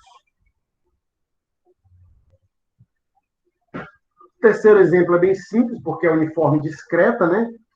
Como é que é na uniforme discreta? Todo mundo tem a mesma probabilidade, tá? Então, eu tenho 4 resultados possíveis. Eu tenho no item C, no uniforme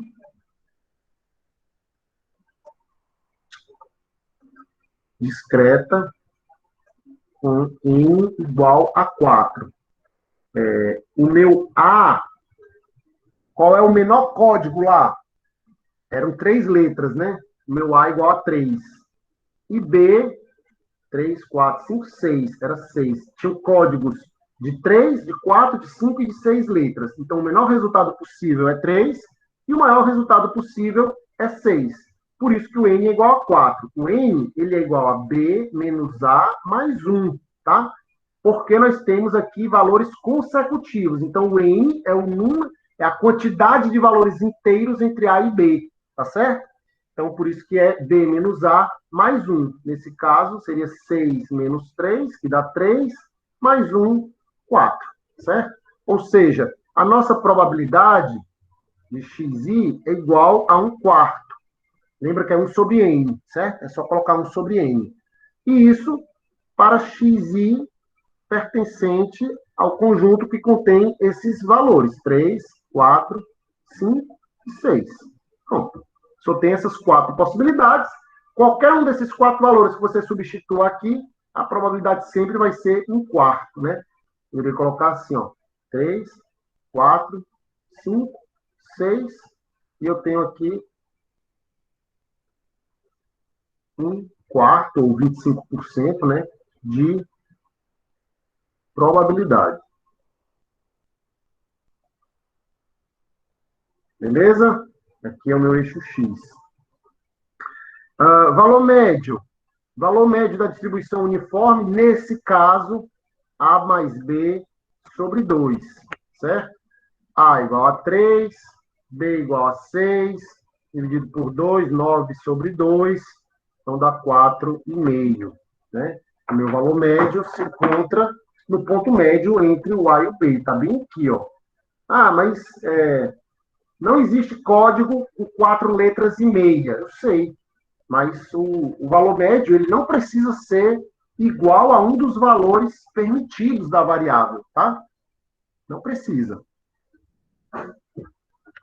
A variância vai ser o nosso n ao quadrado menos 1 sobre 12, tá? Essa é a formulazinha. Eu estou colocando aqui porque eu sei mais ou menos de cabeça essas fórmulas já, depois de um tempinho, tá? Mas vocês podem consultar aqui, aqui, ó, tá? Tanto você pode usar b menos a mais 1, né?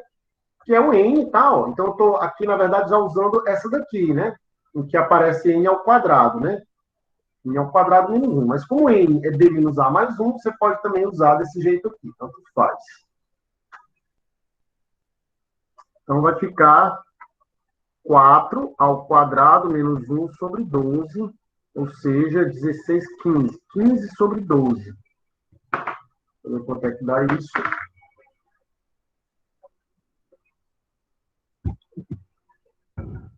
15 sobre 12, 1,25. Se você tirar a raiz de 1,25, você tem o desvio padrão aí. 1,25 é a variância e o desvio padrão 1,118. Beleza? Foi muito complicada essa daí? Ou deu para entender de boas?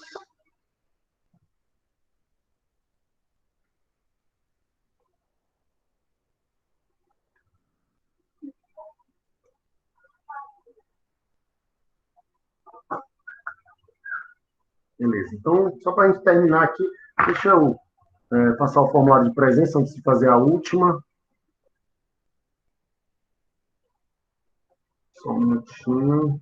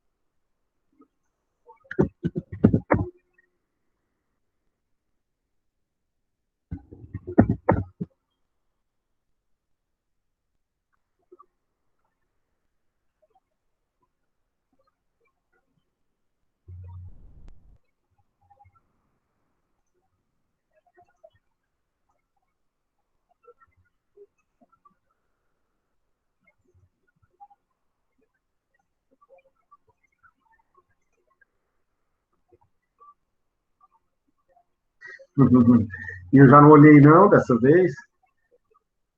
Estava aceitando resposta. Aí, gente. Aberto aí o formulário de presença. Vocês vão colocando aí a presença de vocês, enquanto eu vou só terminar a última. Próxima aula a gente continua trabalhando nesse assunto, só para consolidar um pouquinho mais, fazer a atuação, que a gente não vai fazer hoje aqui, né? E aí, possivelmente já entrar no novo assunto. Mas o item D era com a geométrica, né? Só lembrando, por que ele era geométrica? Porque aqui você está contando o número de repetições até o primeiro sucesso, certo? Você tem pastilhas sendo produzidas, algumas delas têm contaminação, 2% tem contaminação, então ter contaminação é o teu sucesso, você vai pegando pastilhas e testando até encontrar a primeira que tem contaminação. Aí você para a contagem, certo? Então, por isso ela é uma geométrica e eu preciso do P, que é igual a 2%. A formulazinha da geométrica, ela é muito simples, é um pouco mais simples até do que a binomial negativa, né? Ela é apenas, você vai pegar o número de insucessos, tá? Que seria xi menos 1, então faz probabilidade de insucesso elevada a xi menos 1, vezes o sucesso, que foi a última a probabilidade de sucesso, que foi a última repetição, tá? Então, essa formulazinha aqui. Vocês têm simplesmente que pegar essa fórmula e substituir o P por 2%. Fizeram? E depois calcular a média e a variância. Terminaram? Eu já estou terminando.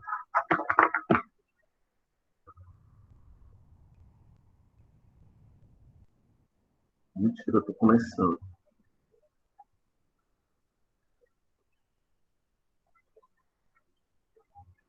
Geométrica com P igual a 2%.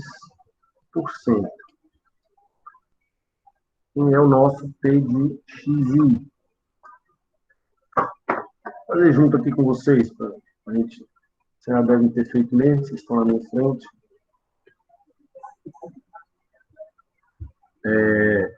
Seria 1 menos P, vou escrever o genérico aqui, tá? 1 menos P elevado a xi menos 1 vezes P, tá? E isso para xi a partir de 1, né? Claro, para encontrar o primeiro sucesso, eu tenho que repetir pelo menos uma vez. Ele não pode ser 0, mas a partir de 1, qualquer resultado pode... Ui, 3 pontinhos. Certo? Então, substituindo o 2%, que é o que a questão pede, a gente vai ter, então, 0,98 elevado a xi menos 1 vezes 0,02, tá?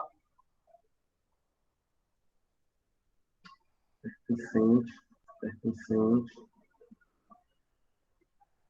1, 2, 3, etc.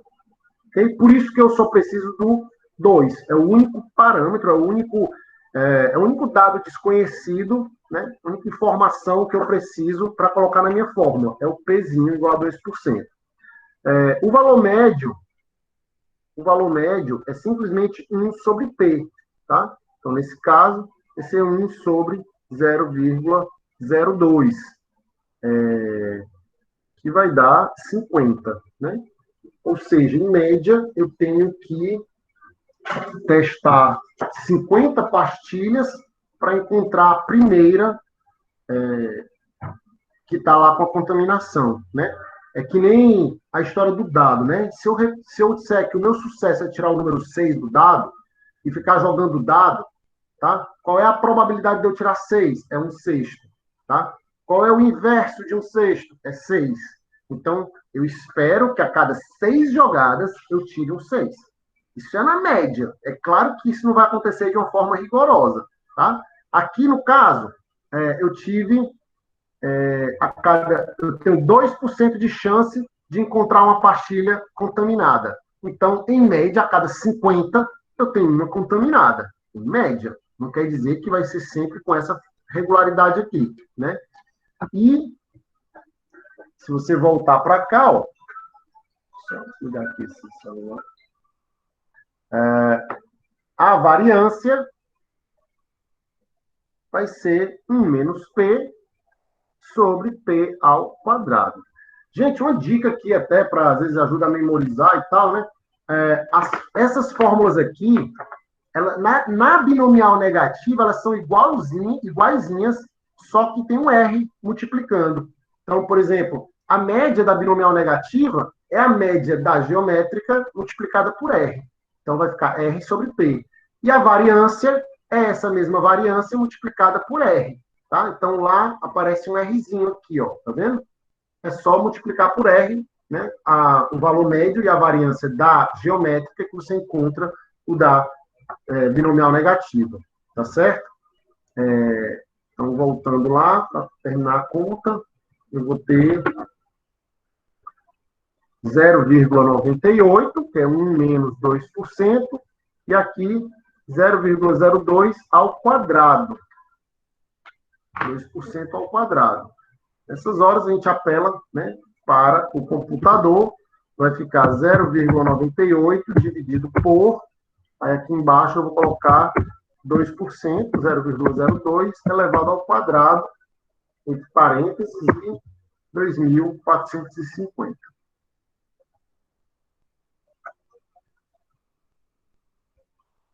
tirando logo aqui a raiz quadrada, tenho 49,5 aí, né? Então, 49,5 aproximadamente, certo? Se você pegar mi menos sigma, mi mais sigma, você vai ver que esse resultado vai ficar praticamente entre 0 e 100, né? Entre 0,5 e 99,5, certo? Se eu pegar 50 menos esse valor, 50 mais esse valor. Então, seria onde está o grosso da minha distribuição de probabilidade. Beleza? Galera, o tempo passa, o tempo voa, né? E é isso. Não vai dar tempo para mais nada hoje. Esse exercício que nós fizemos fica como exercício de casa, para quem estiver fazendo e assistindo essa aula gravada. Só deve ter acompanhado durante a aula, depois tira uma foto e manda. Quem também quiser enviar para contar os pontinhos lá no final, manda também, certo? Bom apetite. E a gente se vê na próxima semana. Vamos começar a usar um pouquinho mais isso aqui no computador, certo? Mostrar para vocês todas essas distribuições no Excel. Vai ser legal. Vamos fazer um trabalhinho em cima disso. Bom fim da semana e bom fim de semana para vocês. A gente se vê. Valeu, abraço. Tchau, tchau.